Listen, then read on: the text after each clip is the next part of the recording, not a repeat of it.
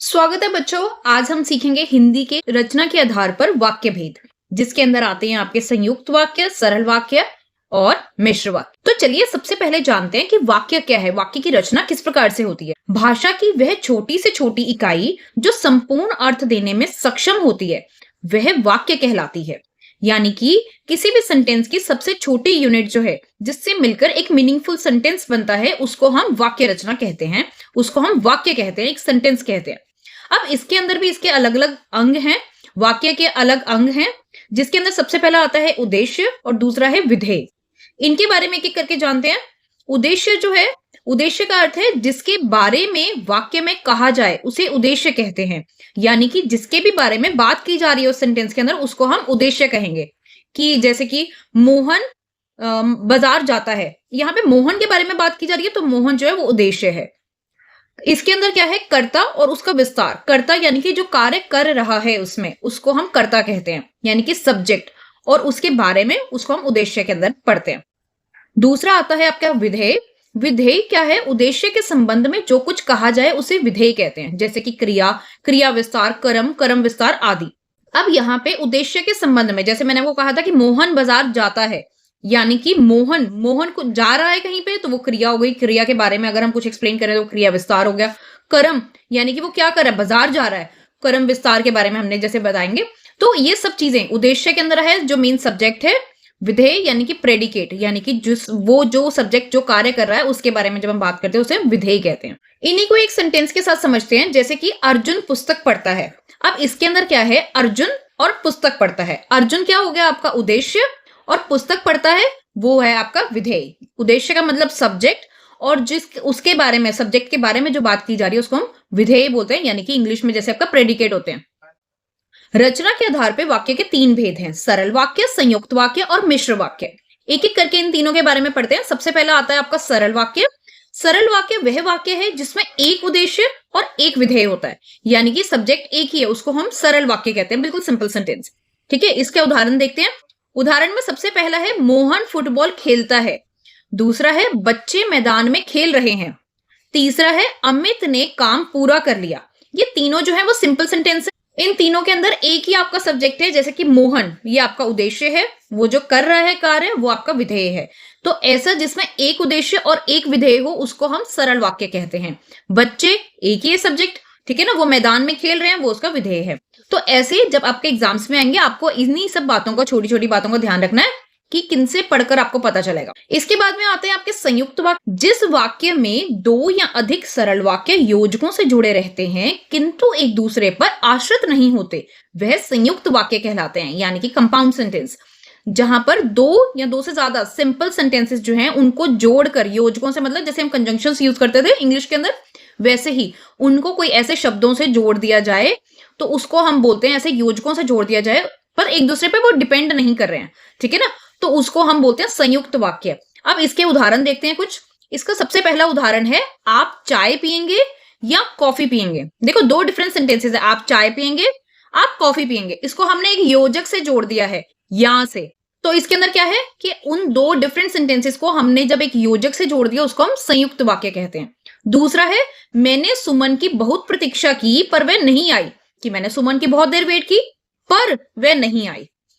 अगला है शाम आया और वह चला गया, कि शाम आया था और अब वह चला गया है। ठीक है, अब इनके अंदर अगर आप ध्यान दो कि इसमें एक तो य हो गया आपका, पर हो गया, और हो गया, ये सब आपके योजक हैं।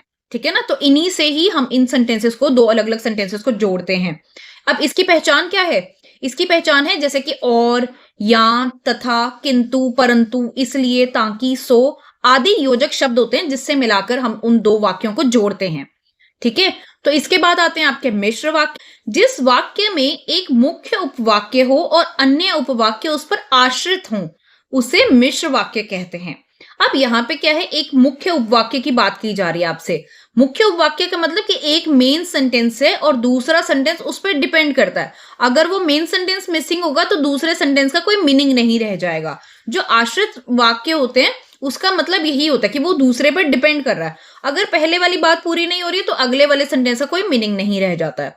तो इस तरीके से जब सेंटेंसेस को जोड़ा जाता है उसको हम मिश्र वाक्य बोलते हैं। इसको उदाहरण से समझते हैं। इसका सबसे पहला उदाहरण है जैसे ही शाम हुई बिजली चली गई। दूसरा है जब नई कक्षा में दाखिला होगा तब हम पढ़ेंगे। तीसरा है जब राम आया तो शाम चला गया।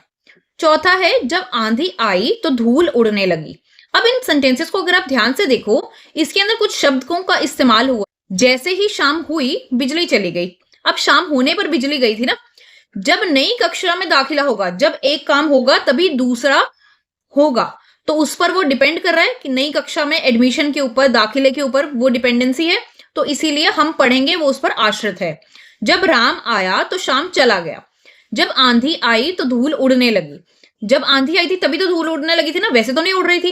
तो ये सब आश्रित वाक्य की कुछ पहचान चिन्ह है। इनको और हम समझते हैं। इसकी पहचान के अंदर आता है जैसे जैसा, तैसा, जो, वह, जब, तब, क्योंकि आदि इसके योजक शब्द होते हैं जिनसे हम जो है मिश्र वाक्य बनाते हैं। अब बच्चा इनके सेंटेंसेस करने से पहले इनकी प्रैक्टिस के लिए आपको बुक्स, सैंपल पेपर्स रिक्वायर्ड रहते हैं। जैसे कि ये 36 सैंपल पेपर्स हैं ओसवाल गुरुकुल की तरफ से, ठीक है ना। इसके अंदर आपके सारे subjects English, Hindi, math, science, SST सब कवर हो जाते हैं।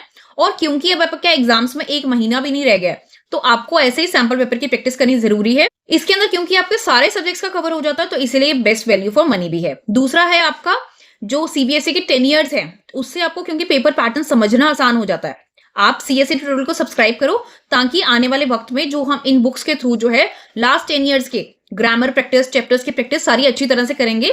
इस बुक के अंदर आपको लास्ट पिछले 10 सालों के जो है वो सीबीएसई के बोर्ड एग्जाम्स में जो पेपर आए थे वो सॉल्व पेपर दिए गए, तो इससे आपको तैयारी करनी बहुत आसान हो जाती है। और जब आपकी सारी तैयारी हो गई तो उसके बाद आप जो है उस तैयारी को चेक करने के लिए परचेज कीजिए प्रैक्टिस पेपर्स को। तो इसके लिए आपको 3 R's का प्रिंसिपल याद रखना है, read, revise, retain and recall. तो खरीदो ये books, links are there in the description and in the pin comments. इसके बाद में आते हैं आपके वाक्य रूपांतरण। वाक्य रूपांतरण के अंदर है निम्नलिखित वाक्यों को सरल, संयुक्त व मिश्र वाक्य के अंदर आपको बदलना है, परिवर्तित करना है।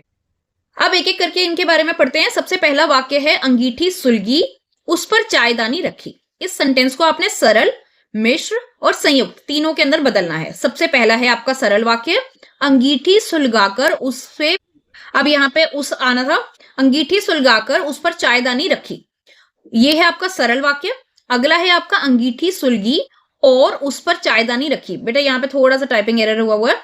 अब यहाँ पे इसको अगर आप ध्यान दो, इसके अंदर और से हमने जोड़ा है, तो ये है आपका संयुक्त वाक्य। अगला है जैसे ही अंगीठी सुलगी वैसे ही चायदानी उस पर रखी।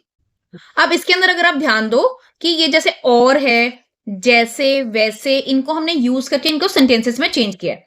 जो सबसे पहला है ये आपका सरल वाक्य है और ये आपका संयुक्त वाक्य, तीसरे वाला आपका मिश्र वाक्य है। तो इसी तरीके से आपके एग्जाम्स में कई बार पूछा जाता है, कई बार आइडेंटिफाई करने के लिए बोला जाता है।